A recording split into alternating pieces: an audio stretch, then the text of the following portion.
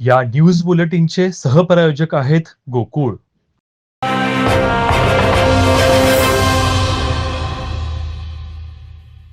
ब्राह्मण सभा करवीर अर्थात मंगलधाम कोल्हापूर चित्पावन संघ कराडी ब्राह्मण संघ तसेच ब्राह्मण समाजाच्या वतीनं भगवान परशुराम यांच्या जन्मोत्सव सोहळा आणि हिंदवी स्वराज्य संस्थापक छत्रपती शिवाजी महाराज यांची जयंती पहलगाम मधील दहशतवादी हल्ल्याच्या घटनेच्या पार्श्वभूमीवर साधेपणानं साजरी करण्यात येणार आहे.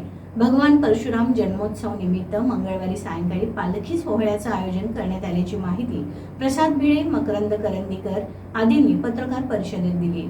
यावर्षी ब्राह्मण समाजाच्या वतीनं परशुराम यांचा जन्मोत्सव सोहळ्याची तयारी करण्यात आली होती, परंतु पहलगाम इथं दहशतवादी हल्ल्यात भारतीय नागरिकांचा मृत्यू झाला.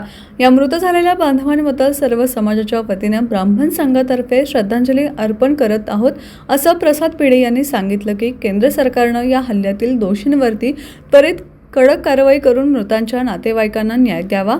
अशा प्रसंगामध्ये परशुराम जन्मोत्सव सोहळा भव्यतेने साजरा न करता विनखामी गणेश मंदिर येथील मंगलधाम इथं समाज बांधव भगिनींच्या उपस्थितीत साधेपणानं होईल. परशुराम जन्मोत्सवानिमित्त मंगळवारी सायंकाळी 6 वाजता पालखीची मिरवणूक काढण्यात येणार आहे. या कार्यक्रमाच्या नियोजनासाठी जिल्हा ब्राह्मण संघाबरोबरच सारस्वत विकास मंडळ, ब्राह्मण पुरोहित संघ, परशुराम चषक क्रिकेट स्पर्धा कमिटी, BBF पालखी मंडळ तसेच वी फॉर अवर्स युवा ग्रुपचे सर्व पदाधिकारी सदस्य कार्यरत आहेत, अशी माहिती यावेळी देण्यात आली. पत्रकार परिषदेत डॉक्टर उदय कुलकर्णी, श्रीकांत लिमये, धर्मराज पंडित, मिलिंद पावनगडकर, विनिता आंबेकर आदी उपस्थित होते.